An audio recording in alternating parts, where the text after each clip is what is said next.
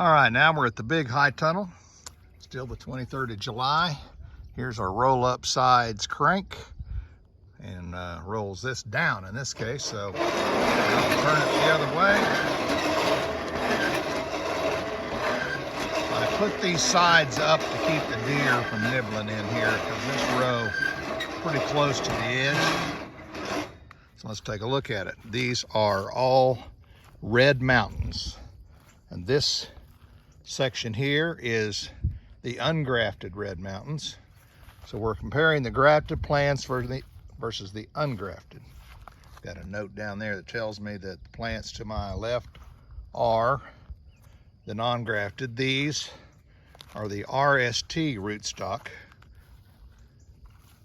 I haven't noticed a whole lot of change in terms of the plant size, but the vigor I have.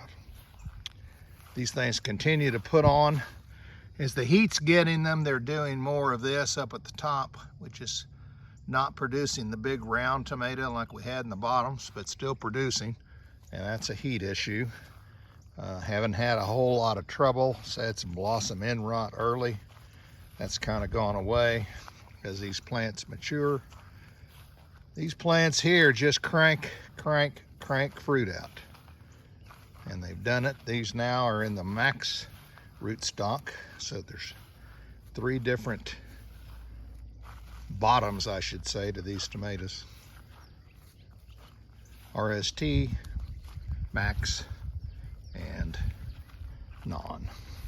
All right, so now let's move around to the front.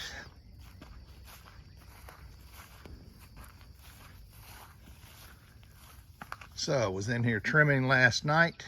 You can see the results of that. Let's walk down the middle.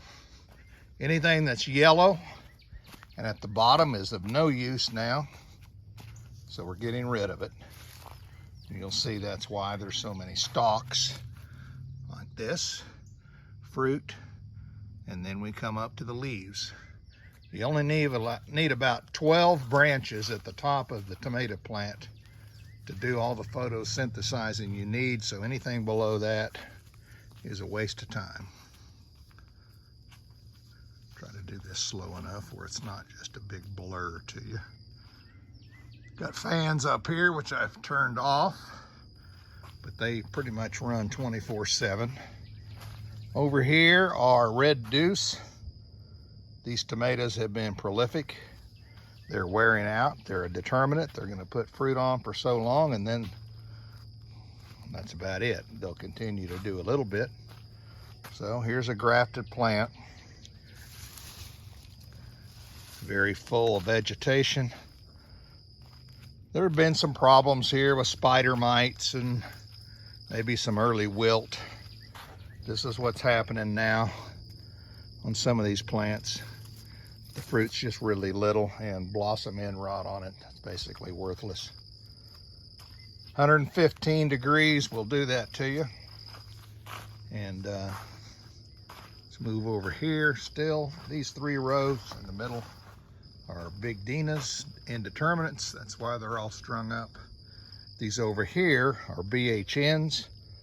They're a little more late maturing, but you can see how thick and bushy and really in good shape these tomatoes are. They did not get the herbicide damage that the others did, or they're just better suited to grow out of it. I don't know which, but some of these tomatoes over here are spindly like those.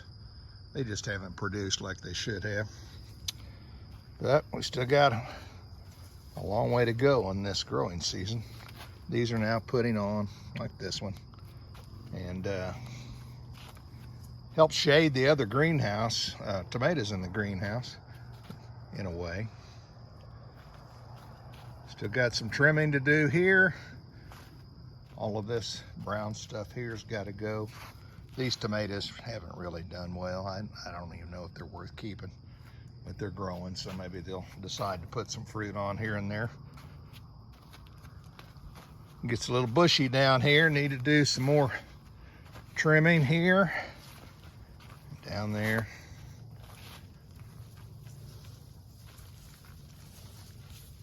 couple of these are Cherokee purples. They just don't put on like the others. They're heirloom, very good eating though. And now you've seen it all. Both greenhouses, peak production, and trying to get through the dog days of summer. Y'all take care. Have a great rest of the summer.